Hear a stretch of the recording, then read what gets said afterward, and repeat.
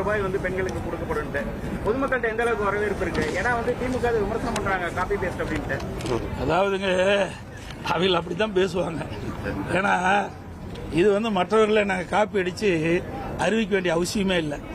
ஏற்கனவே 2021 சட்டமன்ற பொதுத் தேர்தலின் போது முதல்ல தேர்தல் அறிக்கை வெளியிட்டது அதிமுக. எங்களுக்கு பிறகு 1 மணி நேரம் கழிச்சு தான் திமுக தேர்தல் அறிக்கை வெளியிட்டாங்க. அப்பொழுதே எங்களுடைய தேர்தல் அறிக்கையில் இது இடம்பெற்றிருக்குது. இதில் நான் வேணா படிக்கிறேன். அதாவது அறிவிப்பு எண் 2 மகளிர் நலன் எங்களுடைய புத்தகம் எங்களுடைய என்னன்னு காட்டிடணும். ஏன்னா இந்த அமைச்சரெல்லாம் வேணும் வேண்டே திட்டமிட்டு ஒரு தவறான செய்தி சொல்லிட்டு வராங்க.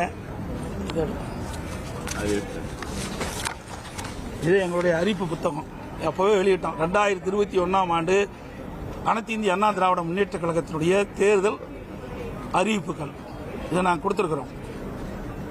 இதுல பாத்தீங்கன்னா 2வது அறிவிப்பு மகளிர் நலன் குலவிளக்கு திட்டம். சமூகத்தில் பொருளாதார சமநிலையை உருவாக்கிட குலவிளக்கு திட்டத்தின் மூலம் அனைத்து குடும்ப அட்டைதாரர்களுக்கும் ஒவ்வொரு மாதம் உதவித்தொகையாக 1500 வழங்கப்படும். இத்தொகை குடும்ப தலைவின் வங்கி கணக்கில் செலுத்தப்படும். 3வது வந்து அறிவிப்பு மகளிருக்கு பேருந்து பயணச் சலுகை.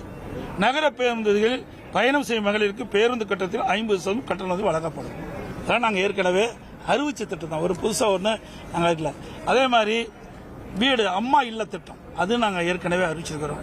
குடியிருப்புக்கு சொந்த வீடு இல்லாதவர்களுக்கு கிராமப்புறங்களில் அரசே இடம் வாங்கி காங்கிரீட் வீடு கட்டித்தரப்படும். நகர்ப்பகுதியில் அரசே இடம் வாங்கி அடுக்குமாடி வீடுகள் கட்டி அம்மா இல்லம் திட்டம் மூலம் விலையில்லா வழங்கப்படும். இது அறிவிப்பு 1.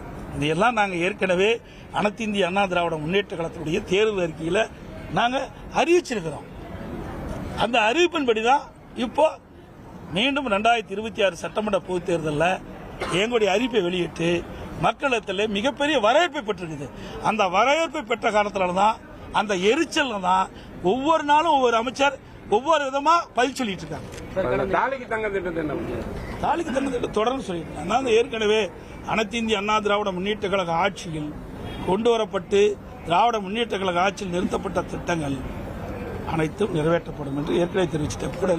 நீங்க கூட மடிக்கணினி திட்டம், இந்த மடிக்கணினி திட்டம் இது மாண்புமிகு புரட்சித் தலைவி அம்மா அவர்கள் தமிழகத்தினுடைய முதலமைச்சராக அரியணையில் இருக்கின்ற பொழுது அரசு பள்ளியில் படிக்கின்ற மாணவர்கள் அந்த மாணவர்கள் திறமையானவர்களாக அறிவுபூர்வமான மாணவர்களாக விஞ்ஞான கல்வி கிடைக்க வேண்டும் என்ற அடிப்படையில் சுமார் 52,36,000 மாணவ மாணவிகளுக்கு விலையில்லா மடிக்கணினி கொடுத்தோம்.